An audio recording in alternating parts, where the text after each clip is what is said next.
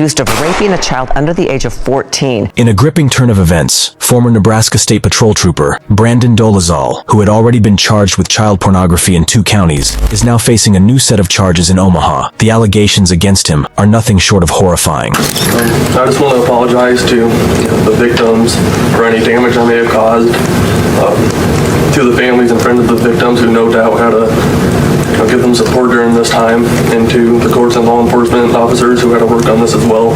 Dolezal is now confronted with a staggering 12 counts of serious crimes that involve child enticement in Scottsbluff and Sarpy County. To make matters worse, he is also facing 7 serious felonies in Douglas County, prompting an ongoing investigation to uncover potential additional victims. The whole saga began when a student, concerned for the safety of 2 girls he knew, alerted law enforcement in February of the previous year. The girls were found to have been exchanging explicit messages with Dolezal on Snapchat, with sexual implications involved. As a result of this revelation, the State Patrol took swift action and terminated Dolezal after an internal investigation. The defendant states in his pre-sentence that he was in a position, he's to help people, not to harm people.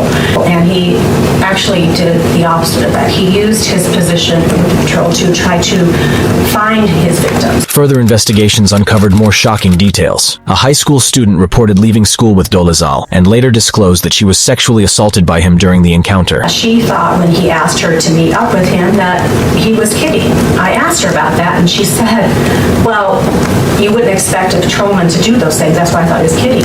She's now changed her mind and she has distrust of law enforcement, all because of Mr. Dolezal's actions here. This heinous act led to Dolezal facing even more charges, including 6 counts of first-degree sexual assault on a child and 1 count of using a communication device in connection with a sexual assault. The app's features, allowing precise tracking of users' locations, pose significant risks, especially for young and vulnerable individuals. Ultimately, the repercussions of Dolezal's actions have resulted in a lengthy prison sentence. He was found guilty of first-degree sexual assault and has now been sentenced to 40 years in prison. The harrowing nature of these crimes serves as a stark reminder of the importance of safeguarding the most vulnerable members of our society. The next story took place in the quiet suburbs of San Diego. A disturbing case shook the community to its core. I have never seen a more despicable set of facts as I've seen in this case. It all began in April 2020 when San Diego County Crime Stoppers received a chilling tip regarding Jalen Fleer, a man engaged in sex acts with a juvenile. The authorities swiftly took action,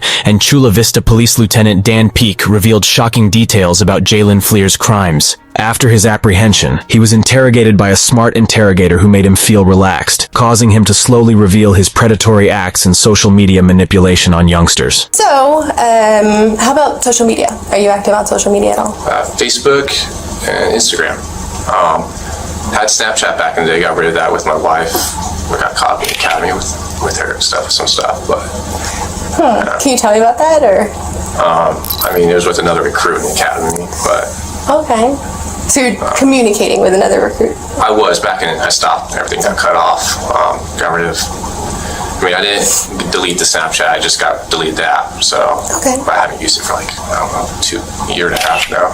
And now, it became increasingly serious. The interrogator apprised Jalen of the allegations and subsequently provided evidence to prove his guilt. Despite this, Jalen persisted in acting ignorant. With the ample incriminating evidence, escaping consequences seems highly improbable for him. Looking into some allegations that were made, we're kind of, it started with a Crime Stopper report, so we're just kind of going from there. We did receive a picture that, you know, when we looked into it, it looks similar to you, so I don't know if you can take a look at the picture and just tell me if you've seen this picture before. Oh, I have like 15 million things here. Okay. So this picture right here. Yeah, that's definitely me with the gross one. Okay, so this picture right here, how old were you when it was taken? 20. 20? Have you ever used this picture on any social media site? I think it was Snapchat back in the day, yeah. Okay. Alright. Have you ever shared this picture with anybody on Snapchat? Yeah, probably with my wife, to be honest. I mean, obviously I talked to other girls back in the day too, but I can't remember. Okay. If you had to guestimate how many times you may have shared the photo, how many times? That one, maybe just a couple times, once or twice. Okay, so definitely to your wife. Yeah. Okay, so you've used that photo for your wife, and you were about 20 years old in the photo. You did share it on Snapchat, and then maybe some other girls you were talking to?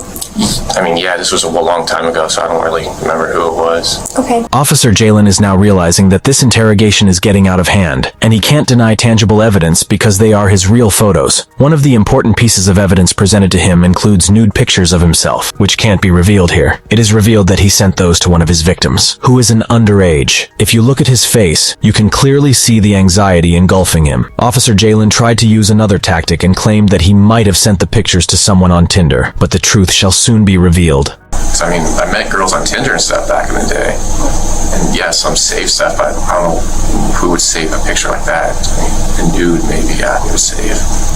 Not that one. And there's nothing wrong with this photo, right? It's just No, you. I agree. I don't know how it would get in the hands of a younger person. Okay. I didn't talk to anybody younger, though. Not on Snapchat? No, Not recently? not recently, no. Now, you said all of your social media accounts are private, right?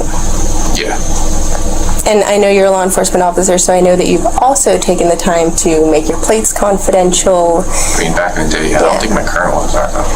I mean, obviously, I ran your plates. Okay. So you're still driving the Ford Fusion? Yeah, And is it black or gray? it's great. Okay. And you got tinted windows on it still? Yeah. And so, when it comes to the photo, I really want to understand why this person would be in possession of the photo. But the only one who could really help me with that is you. Yeah.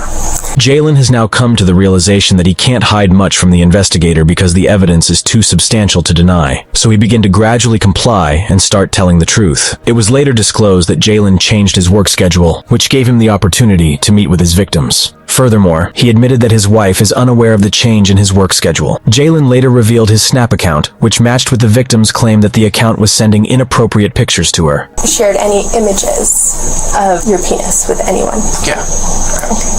And how many times would you say you've done that? A lot. After he has confessed to that, he decided not to talk again and requested for a lawyer, because he knows the implications of his words.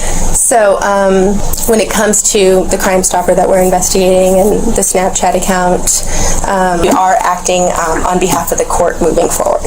Okay. So I will give you a chance to read through this. This is a search warrant that was granted this afternoon by a judge. Okay. The warrant does allow us to grab some DNA swabs from you. Okay. As well as any mobile devices that might be in your possession or potentially in your locker. Do you have your personal phone with you here? I do have one. Okay. Yeah. Is it inside your locker? It's on my person right now. Okay, so if you want to go ahead and hand it to us, we definitely don't need to go in and grab it from you. But the search warrant does require that we take it from you. Okay.